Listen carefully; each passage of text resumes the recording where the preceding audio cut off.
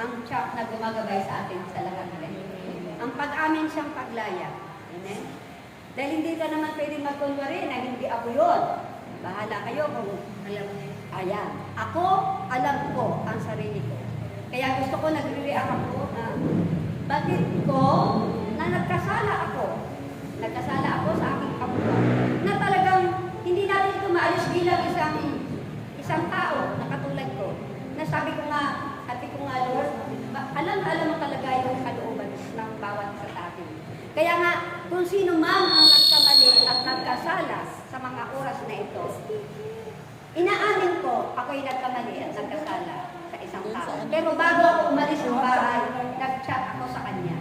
Ang ibig sabihin ng mga oras na yun ay nakalaya na ako bago ang mensahe ito.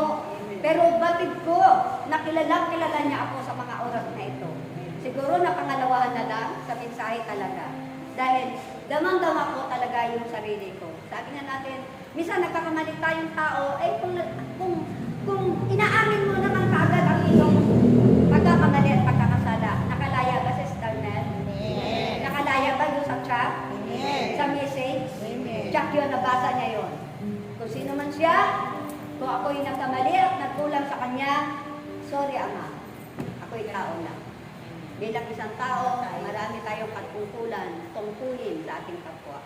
Kaya nga kung makasanggi si Sister Mel, isa man sa inyo dito, sorry. Kasi minsan hindi ko yun alam na talaga minsan talaga dumarating na lang sa akin.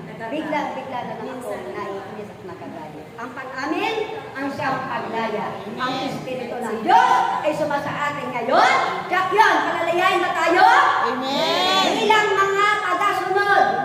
Kung sinusunod ninyo ang aking utos, gawin mo ang inuutos ko. Jack yun, makakalaya kayong lahat. Amen. Hindi lamang sa ganong mga paggawi mo, pati mga kahirapan ay tayo'y palalayain, sakit at karamdaman.